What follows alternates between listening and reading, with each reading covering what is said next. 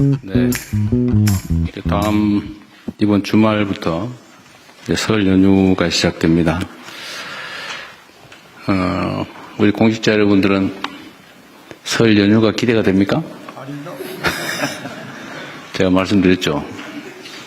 우리 같은 사람들한테는 휴가도 없고, 주말도 없고, 퇴근도 없다. 제가 이런 얘기하면 또 갑질한다, 직장과 가정은 구분해라, 퇴근 시간 다음에 문자 보내지 마라, 그것도 일리 있는 지적이긴 합니다. 그런데 제가 말씀드린 것처럼 우리는 공무원도 공무원 나름이다. 일선 동사무소 주민센터 직원이나 이런 경우하고 또 국가의 운명을 책임지고 있는 여러분하고 좀 다르죠. 우리는 좀 다릅니다. 제가 농담처럼 얘기하지만 눈 뜨면 출근이고 눈 감으면 잠들면 퇴근이지 그 사이에 휴일 휴가가 어디 있습니까? 에너지 소모가 많긴 하겠지만 우리 손에 나라의 운명이 달려있다. 우리 5,200만 국민들의 삶이 달려있다. 이렇게 생각해 주시기 바랍니다. 대신 우리 비서실장께서 보상은 잘해드리세요.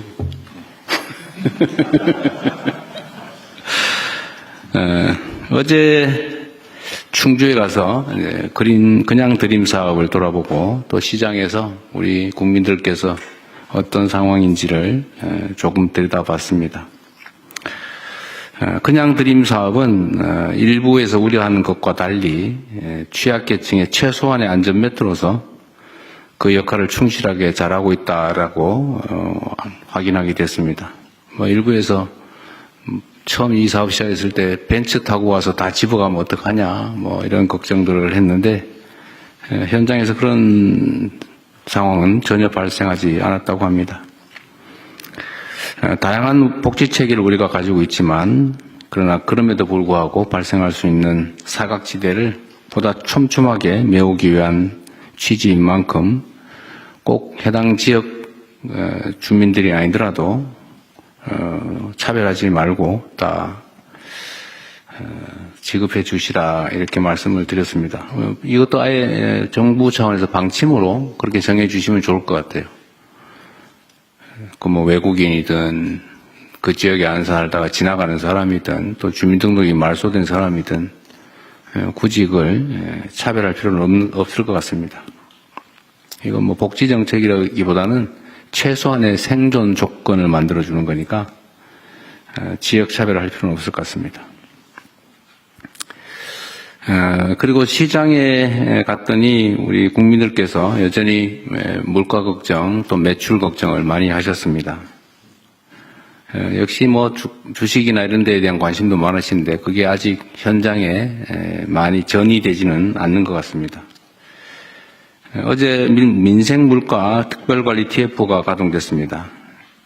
할인 지원 또 비축 물량 공급 같은 단기 대책뿐만 아니라 특정 품목들의 담합, 독과점 같은 불공정 거래에 대해서도 철저하게 감시해야 될 것입니다. 또 유통 단계별 구조적인 문제점을 점검하고 개선하는 선제적 조치까지 물가 관리를 위해서 최선을 다해 주기 바랍니다.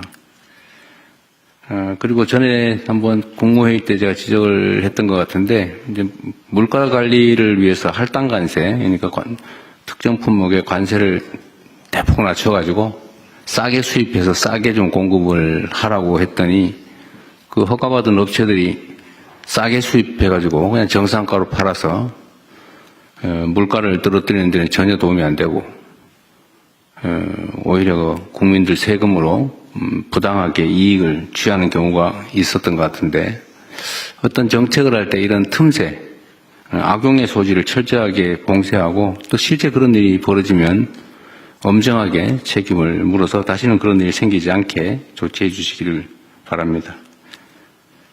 최근에 교복 구입비가 60만 원에 육박한다고 해요. 제가 시장을 하고 있을 때는 30만 원 정도였는데 어느 틈에 60만 원에 육박한다고 합니다. 부모님들의 등골 브레이커라고 얘기한다고도 하네요. 계약을 앞두고 있는 만큼 이 교복 가격들의 적정성 문제에 대해서도 한번 살펴주면 좋겠습니다.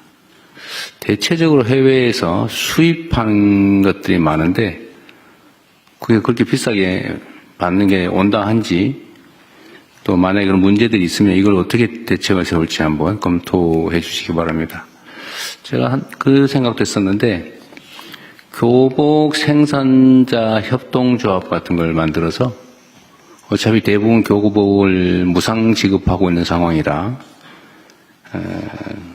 업체들한테 돈을 대주는 게 아니고 생산 자체를 아예 협동조합 형태로 만들어서 국내 일자리도 만들고 가급적 소재도 국산을 사용하도록 하면 국내 산업 발전에도 좀 도움이 되지 않을까 그런 생각을 해봤는데 그 타당성이 있는지도 한번 검토해 주시기 바랍니다.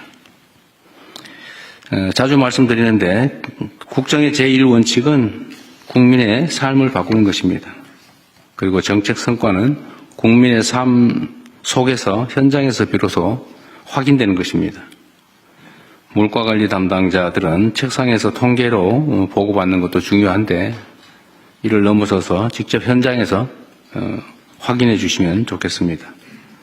행정의 현장성이라고 하는 건 아무리 강조해도 지나치지 않다는 말씀을 다시 한번 드립니다. 오늘 회의 주제는 우리 정부의 국정 철학을 잘 보여주는 소확행 정책입니다. 작지만 확실하게 할 수 있는 그런 정책들입니다. 인공지능 정책이나 또 K문화관광 같은 미래 성장 동력을 만드는 것도 중요합니다. 그러나 거기에 덧붙여서 우리 사회 구조적 문제를 개혁하는 것들 중에 중요하지 않은 게 없습니다. 무엇보다 중요한 것은 우리 국민들의 삶을 현장 속에서 작더라도 빠르게 많이 개선하는 것입니다. 크고 또 어렵고 많은 시간이 소요되는 거대 의제에만 함몰되지 말고 작지만 빠르게 국민들의 삶을 구체적으로 바꿀 수 있는 과제를 신속하게 발굴하고 또 집행하는 게 중요합니다. 국민들의 행복은 일상 속에서 체감되어야 됩니다. 지표나 숫자가 아무리 바뀌어도 삶 속에서 체감되지 않으면 아무것도 아닌 거죠. 작지만 빠르게, 확실하게, 충실하게 해나가면 좋겠습니다.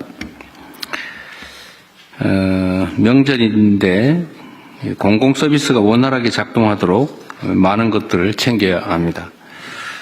경찰, 소방, 군인 같은 안보 치안 분야, 또 국민의 생명을 지키는 의료, 방역 분야, 명절 이동을 지원하는 교통, 수송 분야 등등 많은 영역에서 수많은 공직자들과 또 우리 국민들께서 고생하고 계십니다. 명절 연휴도 반납하고 국민의 일상을 챙기기 위해서 헌신하시는 그 많은 분들에 대해서 감사의 말씀을 드립니다.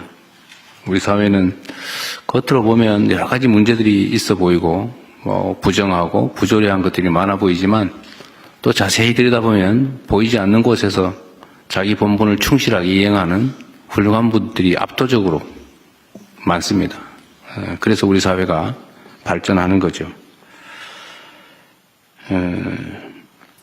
그리고 특히 이런 과정 속에서는 특별한 희생을 치르는 분들이 계십니다. 특별한 헌신을 하는 분들도 계신데 이분들에게 대해서 보답을, 보상을 또 대우를 확실하게 좀 해주시면 좋겠습니다.